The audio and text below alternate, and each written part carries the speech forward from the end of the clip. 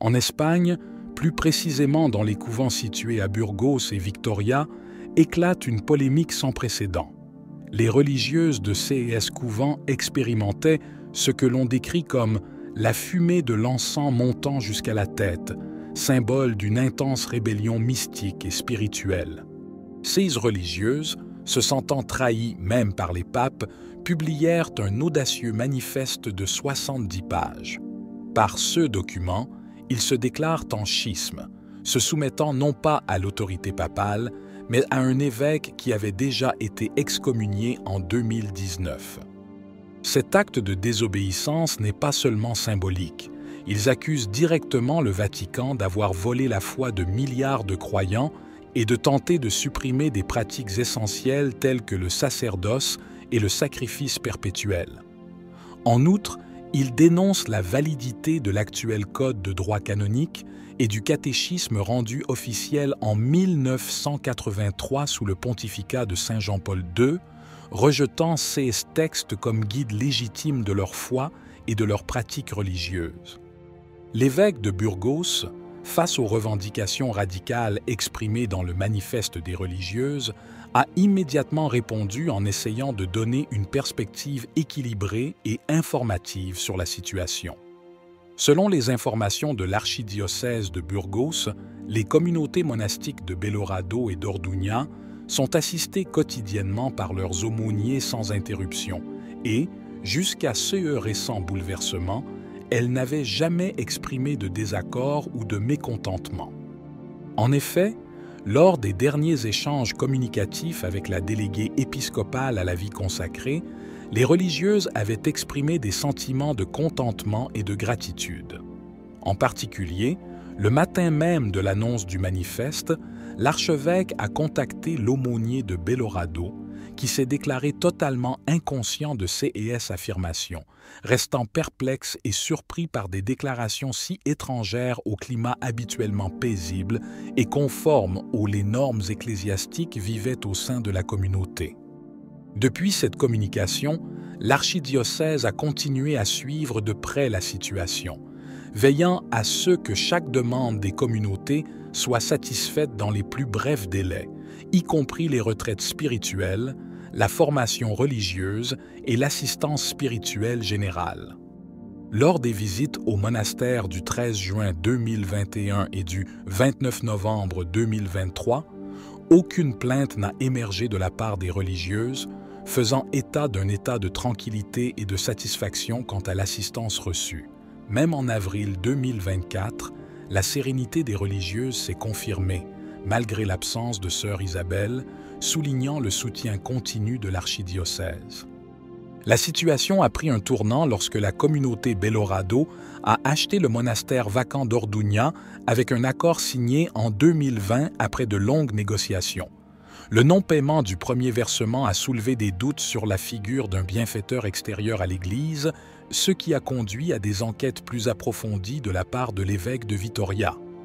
L'enquête a révélé le manque de transparence et l'indisponibilité persistante de sœur Isabelle, ce qui a compliqué la situation et a abouti à une réunion pour discuter de la résiliation du contrat d'achat du monastère pour non-paiement. La situation s'est aggravée avec la publication d'une lettre et d'un manifeste qui critiquaient ouvertement le silence et les ambiguïtés de la doctrine catholique, conduisant à un schisme évident et à l'abandon de l'Église catholique par la communauté de Belorado sous la direction d'un évêque excommunié. À cette occasion, il a été question de la commission éventuelle du crime de schisme conformément au canon 751 du Code de droit canonique. L'archevêque de Burgos a alors signé un décret pour ouvrir une enquête préliminaire sur les faits rapportés, en collaboration avec les évêques de Vitoria et de Bilbao et avec l'approbation du Saint-Siège.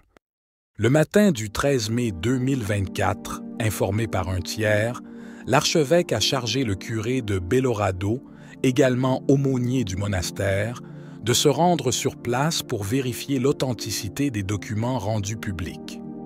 Au cours de sa visite, l'aumônier a été reçu par sœur Belen, qui a confirmé l'abandon de l'Église catholique par toute la communauté, affirmant que la décision avait été prise à l'unanimité.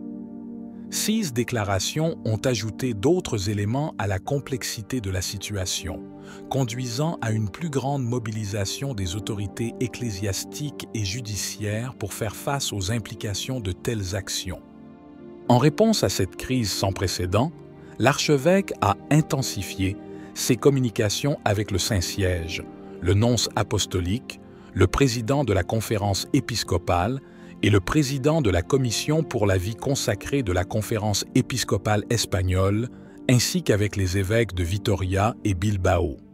Cela a conduit à une coordination exceptionnelle entre les différentes entités ecclésiastiques pour gérer la situation selon les directives du Saint-Siège. L'Église locale a exhorté les fidèles à éviter de participer à tout acte liturgique réalisé dans les monastères de Santa Clara de Belorado et Orduña, soulignant la gravité du geste accompli par la communauté et la nécessité de maintenir l'intégrité et l'unité de la foi catholique. Ces mesures reflètent l'engagement profond de l'archidiocèse de Burgos à préserver la doctrine et à aborder avec sérieux et prudence toute forme de dissidence et de controverse ecclésiastique. Le manifeste publié par les religieuses des couvents de Burgos et de Vitoria exprime une série d'accusations graves contre le Vatican. Les religieuses affirment que le Vatican a privé les croyants de leur foi authentique et supprimé des éléments cruciaux de la pratique religieuse catholique, tels que le sacerdoce et le sacrifice perpétuel.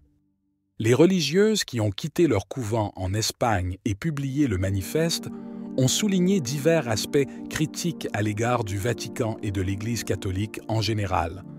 L'un des principaux différends concerne la perception selon laquelle le Vatican est incapable de répondre de manière adéquate aux besoins et aux problèmes modernes, en particulier ceux liés à la dignité humaine, à l'inclusion et à la transparence dans le travail de l'Église. Par exemple, le manifeste cite la nécessité de mieux reconnaître et valoriser le rôle des femmes dans l'Église et de promouvoir une approche plus ouverte et inclusive envers les laïcs et d'autres groupes souvent marginalisés. Les religieuses ont également exprimé leur inquiétude face à ce qu'elles considèrent comme un manque d'écoute et de dialogue de la part des autorités ecclésiastiques, soulignant la nécessité d'une plus grande ouverture envers les besoins et les attentes des communautés locales. L'Église catholique se trouve actuellement dans une période d'introspection et de défis importants, traversée par des controverses, des appels à la réforme et des schismes occasionnels, comme en témoigne la situation des religieuses de Burgos et de Vitoria.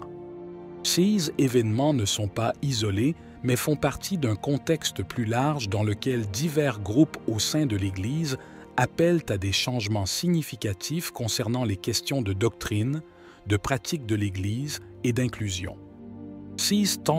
En fait, ce qui est sûr, c'est que nous vivons une période cruciale pour tout l'avenir de l'Église catholique et que les choix et les actions prises aujourd'hui changeront à jamais sa morphologie. Si vous avez aimé la vidéo, commentez « Amen ». Que Dieu te bénisse.